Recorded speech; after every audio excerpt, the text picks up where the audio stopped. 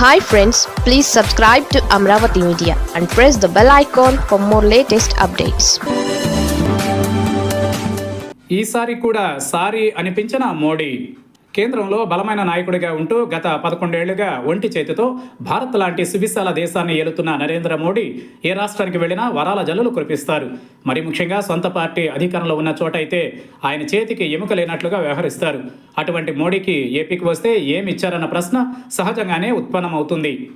ఇక అమరావతి రాజధాని పనులు పునఃప్రారంభానికి ఆయన్ని రాష్ట్ర ప్రభుత్వం పిలిచింది. ఆయన వచ్చి దానిని పూర్తి చేశారు. అయితే ఇక్కడే అనేక పోలికలు, ఫ్లాష్ బ్యాక్ కథలు గుర్తుకొస్తున్నాయి. 2015లో మోడీ అమరావతి రాజధానికి శంకుస్థాపనకు వచ్చినప్పుడు మట్టితో పాటు నీరు తెచ్చారు. ఆయన ఏ పవిత్ర ఉద్దేశంతో తెచ్చినా అది కాస్త భారీ విమర్శలకు గురైంది. అమరావతికి ఏదో ఇస్తారని, ఎంతో మేలు చేస్తారని చూస్తే ఇదేనా ఇవ్వడం అన్నది అంతా విమర్శల రూపంలో చెప్పి ఆగ్రహం వ్యక్తం చేశారు. మరి దానిని గుర్తు చేసుకుని ఈసారి మోడీ జాగ్రత్త పడి ఉంటారని, కీలక ప్రకటనలు చేస్తారని అంతా అనుకున్నారు. అయితే మోడీ జాగ్రత్త పడ్డారని అంటున్నారు. అదేంటి అంటే మట్టి నీరు తేకుండా అని సెటైర్లు వేస్తున్నారు. ఎందుకు వచ్చిన తంట అని ఆయన అనుకున్నారో, లేక రెండవసారి శ్రీకారం చుడుతున్నాం కదా అని అవసరం లేదని అనుకున్నారో తెలియదు, కానీ మామూలుగానే వచ్చి లక్షల కోట్ల పనులకు శ్రీకారం చుట్టారు. ఆయన అరగంటకు పైగా చేసిన ప్రసంగంలో ఎక్కడా కొత్త ప్రకటనలు అయితే లేవు. కీలకమైన అంశాల మీద వరాలు లేవు. 10 ఏళ్లలో ఏపీకి ఎంత చేసింది సోదాహరణంగా చెప్పారు. అమరావతిని దీవించారు. 3 ఏళ్లలో తప్పకుండా ఏపీ కలలు సాకారం అవుతాయని నమ్మకంగా చెబుతూ తన ప్రసంగం ముగించారు. దాంతోనే మళ్ళీ ప్రత్యర్థులు విమర్శలు చేస్తున్నారు. ఈసారి కూడా మోడీ నిరాశపరిచారని అంటున్నారు. సోషల్ మీడియాలో అయితే మోడీ ఏపీకి ఏ వరాలు ఇవ్వలేదని విమర్శలు చేస్తున్నారు.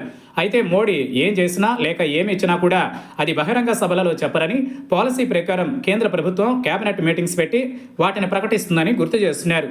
ఇక అమరావతికి సంబంధించి ఆర్థిక వనరులు సమకూర్చడం వెనుక మోడీ ప్రభుత్వం అండదండలు ఉన్నాయని అంటున్నారు.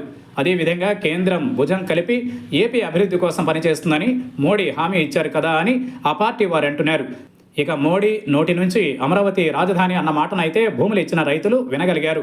కానీ అదే సమయంలో పార్లమెంట్లో ప్రత్యేక చట్టం చేసి ఏపీకి శాశ్వత రాజధానిగా అమరావతి ఉంటుందని చెప్పి గెజిట్ నోటిఫికేషన్ రిలీజ్ చేస్తామని చెప్పలేదన్న నిరాశ వాళ్లలోనూ ఉంది అంటున్నారు. అయితే దీని మీద కూటమి నుంచి వస్తున్న స్పందన ఏంటంటే గెజిట్ నోటిఫికేషన్ తప్పకుండా వస్తుందని, ఇదంతా పరిపాలనకు సంబంధించిన అంశాలని, వాటిని బహిరంగంగా ఎవరూ ప్రకటించరని అంటున్నారు. అమరావతికి మోడీ ప్రభుత్వం పూర్తి స్థాయిలో దన్నుగా ఉందని, ఇంతకంటే వేరే ప్రకటనలు ఎందుకని కూటమి నాయకులు అంటున్నారు. మొత్తానికి మోడీ అమరావతికి మళ్ళీ వచ్చారు. ఈసారి సారీ అనిపించారా, ఉసూరం అనిపించారా అంటే ఎవరి మాటలు వారివి, ఎవరి వ్యాఖ్యానాలు వారివి అని అంటున్నారు.